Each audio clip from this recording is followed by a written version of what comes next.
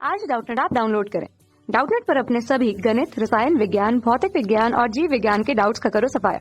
बस प्रश्न की फोटो खींचो, एक ही प्रश्न को क्रॉप करो और तुरंत वीडियो सोल्यूशन पाओ।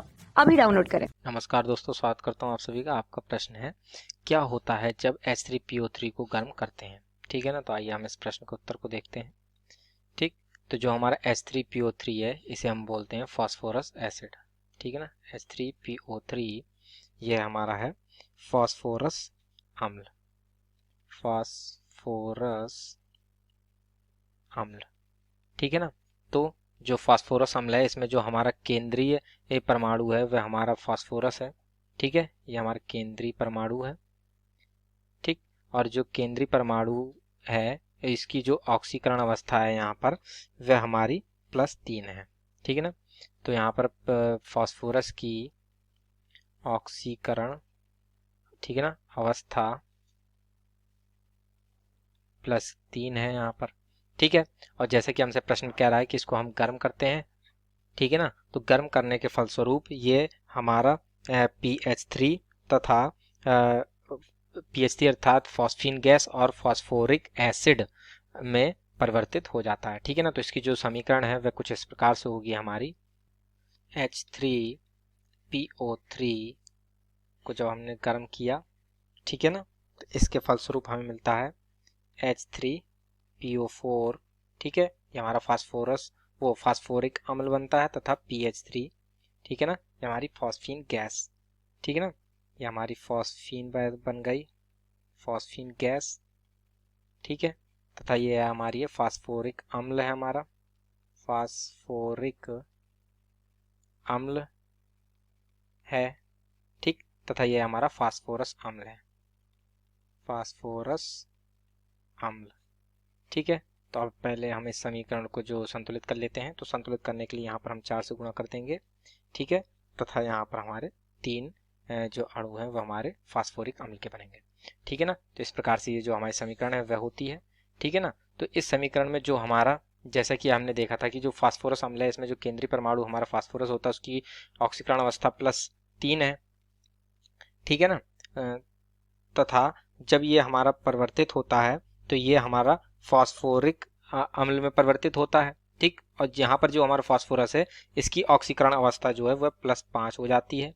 ठीक, तथा और ये फॉस्फीन भी बनाता है, जहाँ पर ये फॉस्फीन में जो हमारा फास्फोरस उपस्थित है, इसकी जो हमारी ऑक्सीकरण अवस्था है वो -3 होती है। ठीक है ना, तो इस प्रकार से जैसा कि हम देखते हैं कि एक ही अभिक्रिया में एक तत्व की हमारी जो ऑक्सीकरण अवस्थाएं हैं वह परिवर्तित हो रही हैं। ठीक है ना, तो इस प्रकार की जो हमारी अभिक्रिया होती है उसे हम डिस्प्रपोर्शनेशन रिएक्शन कहते हैं, अर्थात अनुपातहीनता की अभिक्रिया कहलाती है। ठीक है ना, तो इसको हम लिख लेते हैं। ठीक है ना, जैसा कि हमने अभिक्रिया में देखा, ठीक, कि चूंकि, ठीक है ना, चूंकि एक ही अभिक्रिया में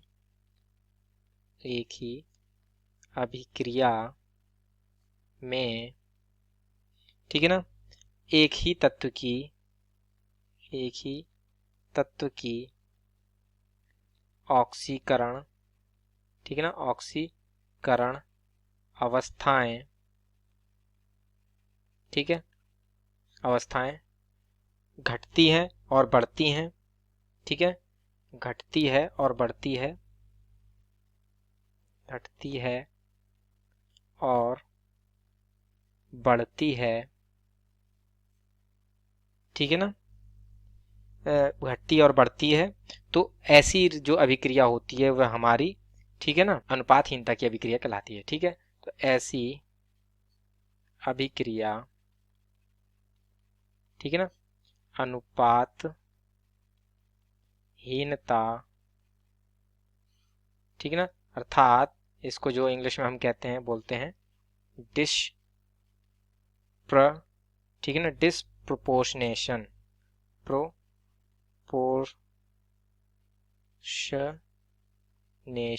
डिस्प्रोपोर्शनेशन, ठीक है ना, डिस्प्रोपोर्शनेशन रिएक्शन, अर्थात अनुपातहीनता अभिक्रिया। ठीक है, ऐसी अभिक्रिया अनुपातहीनता अभिक्रिया कहलाती है। ठीक है ना। तो इस प्रकार से ये जो हमारी अभिक्रिया होगी, अर्थात H3PO3 को गर्म करने की जो अभिक्रिया है वह हमारी एक डिस्प्रपोर्शनेशन अर्थात अनुपातहीनता की अभिक्रिया है। ठीक है ना। तो इस प्रकार से हमारे प्रश्न का उत्तर पूर्ण होता है। आशा करता हूँ आप सभी को उत्तर समझ में आया होगा। धन्यवाद। कक्षा 6वीं से 12वीं से लेकर नीट, IIT, JEE वो एडवांस के लेवल तक 1 करोड़ से ज्यादा छात्रों का भरोसा। आज ही डाउनलोड करें डाउटनेट ऐप या व्हाट्सएप करें अपने सारे डाउट्स 8400 400 400 पर।